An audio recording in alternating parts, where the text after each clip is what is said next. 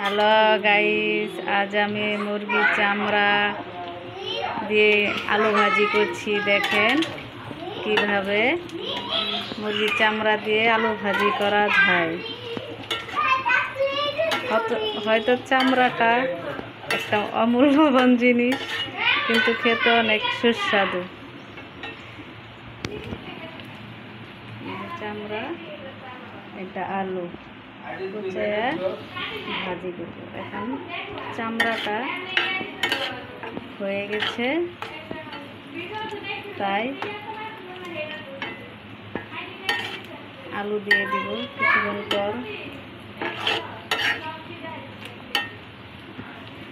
দেখেন আপনারা কালারটা কিরকম হয়েছে। এখন আলু দিয়ে দিব।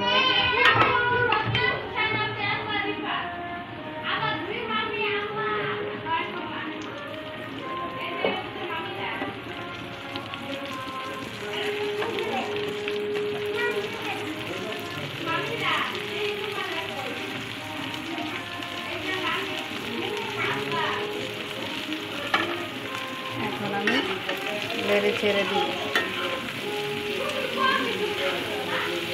এটা ভালোভাবে নাড়তে হবে। আলুর সাথে চামড়াটা মিক্স হয়ে যাবে।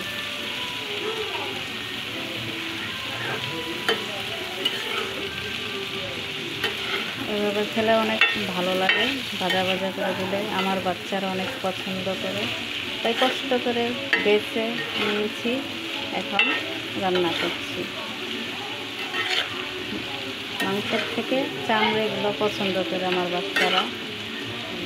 লাল মুরগির চামড়া খেতে চায়, তাই আমি মুরগি আনলে চামড়া রেখে দিই, কেটে সুন্দর করে এভাবে রান্না করে দিই। কালারটা কীরকম হয়েছে আপনারা দেখেন, খেয়ে দেখবেন, অনেক সুস্বাদু, ভালো লাগবে। আর ভালো লাগলে লাইক শেয়ার দিন, সাবস্ক্রাইব করেন। ধন্যবাদ।